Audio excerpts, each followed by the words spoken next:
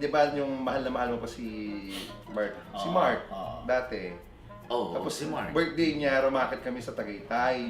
May nag-host kami ng Christmas party noong December yun eh, di ba? Doon kami sa Tagaytay nag-stay. Magkasama kami sa isang room, natulog kami sa isang kama. Tapos nag-kiss kami. Raulo. Parang mag-kiss. Sa lips. Nag-kiss kami ng hindi friendly.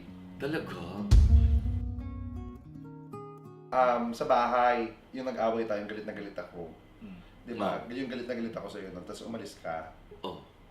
Pumasok ako sa kwarto mo, kinuha ko yung toothbrush mo, sinausaw ko sa inodoro. Baboy.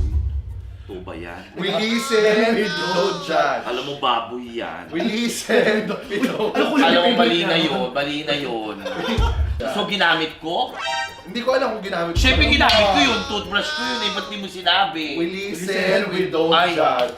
Dapat sinabi nyo yun. Mali yun. Ano sasabihin ko sa'yo? Kuya, sinausaw ko sa inodoro yung toothbrush. Hindi, oo. Tapos wag mong gamitin. Ganon. Sorry, kasi ikaw din yung napag-usapan namin. Sorry kung ikaw lagi napag-usapan namin. Kasi ano nga? nauna siyang dumating dito. So pinag-usapan namin na ipaprank ka namin. Sa prank! Na lahat na sasabihin namin ay hindi totoo at gawa-gawa lang. Hindi naman namin yung reaction mo. Sorry, kuya. Nakita